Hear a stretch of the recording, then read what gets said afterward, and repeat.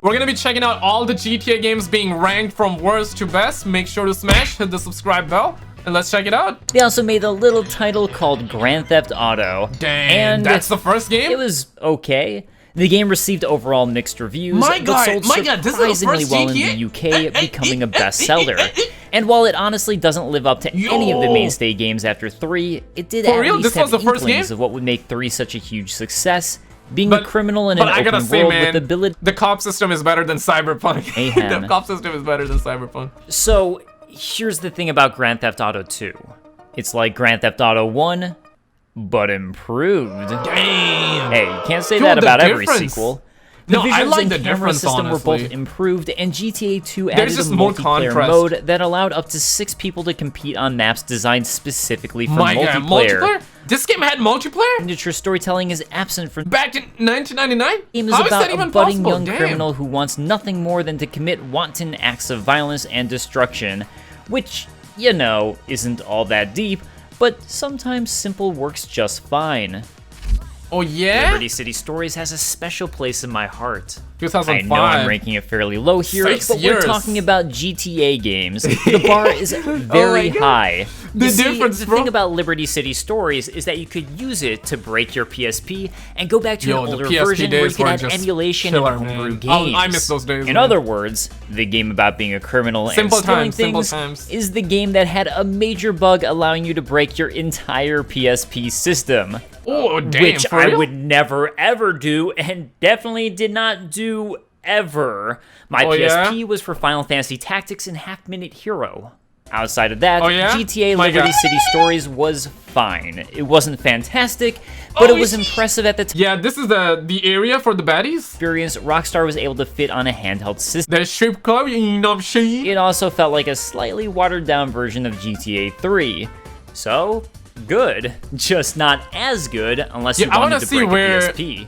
He will put GTA 2009's GTA Chinatown Wars represented a departure of sorts for Rockstar, as the Nintendo DS and later PSP game was the first since Vice City Stories designed specifically for portable devices.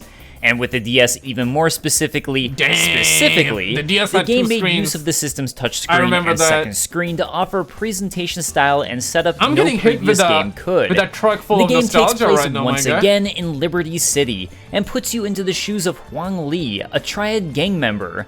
The game also broke from tradition with its cel-shaded art style and its top-down perspective that harkens back to the original GTA. But that was what made it unique and stand out. It didn't try to be a scaled-down portable version of GTA, but its own unique thing.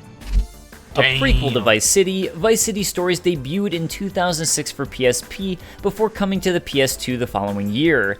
Yo, I played this game a lot on PSP, man. The game follows the story of Victor. I skipped all the cutscenes though, but I played it a lot. Stories definitely improved on some elements of the original Vice City. Notably, it infused more personality into the games. Dang. The long-awaited follow-up to GTA San Andreas, 2008's Grand Theft Auto 4, was beloved by many upon its release for the... Whoa!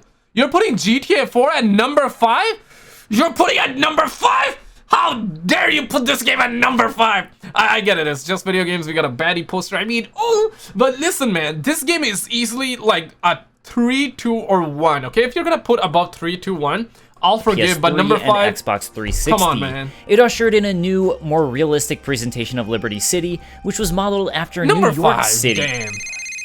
Number 5. Roman, let's go bowling. Sorry about that. The size and scale of the world was stunning, giving players even more freedom to explore on a bigger... This game needs a remaster. This game needs a remaster. Hang on. I miss these calls. I miss these calls, honestly. Although, imagine if instead of getting spam calls from scammers, it was always Roman calling you to go bowling. Anyways, GTA 4 introduced cover-based mechanics, which later saw use in Red Dead Redemption and GTA 5. It also allowed you, as a player, to make choices that would affect the story. I miss this game, brother. 4 also included a multiplayer mode, plus much-beloved DLC in the Ballad of Gay Tony and the Lost and back Damned. In the times when Rockstar Games was not doing helicopters with their release. Alright, man, we get it. In this village, you always get smart. Be ready for your blood and spirit walls.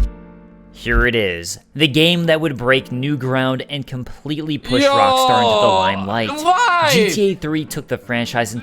Okay, Cap. I mean, GTA 3 was revolutionary, okay? Not denying, but over GTA 4? The first open city style. Are you for real, my guy? Are you for real? GTA 3 allowed for an amount of freedom never before seen, making its city a fully realized sandbox you could play in. And to be honest, I think I spent most of my time playing with friends, seeing who could get the highest wanted level and avoid the cops for the longest period of time. GTA 3 included an astounding, for the time, variety of volume and activities partaken. It had an excellent soundtrack, I can't play in this video without getting demonetized, a fun original comedy channel called Chatterbox, and it marked the franchise's first foray into using Hollywood talent for voice roles. I feel like all now that GTA has existed for a while, it's hard to describe just how much of an impact GTA 3 had and how revolutionary it felt. And the great thing was, this wasn't a one-off, and Rockstar was actually able to improve on it for its subsequent game. I'm calling it now, man. He's gonna put GTA 5 at #1, or San Andreas, which is, I guess, fine. San Andreas very good. GTA 5, cannot argue with that. Fine distinction, along with Doom, Mortal Kombat, and, Night Trap? Wait, of being a game that also became politically controversial and a frequent reference point from parents as to the evils of violent video games. After playing GTA 3, I'd go bike to 31 Flavors and buy a mint chocolate chip milkshake.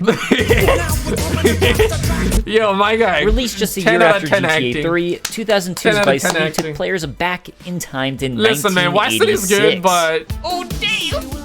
Yo, we had the baddie walking around His radio also introduced me to Flock of Seagulls, whose music I, for whatever reason, hadn't heard until then.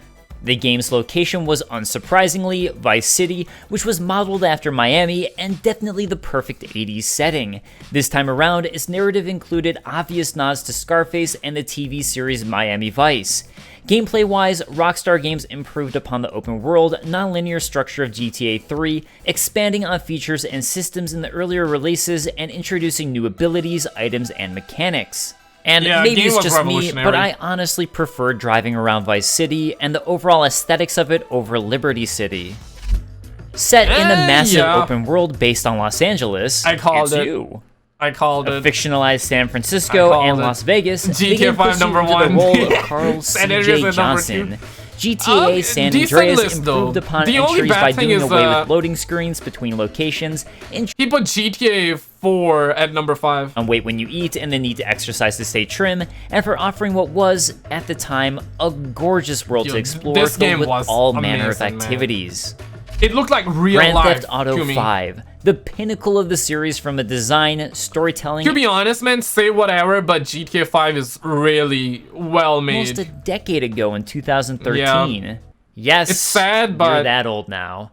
It is very well done. It's been nearly 10 years since a GTA release. On top of that, there's also GTA Online. And optional part of GTA 5, meaning if you like it, it's up here with GTA 5. Let me know what's your favorite GTA game in the comments, smash like, but click on this video on the screen and I will see you right there. Just click it, man, you're gonna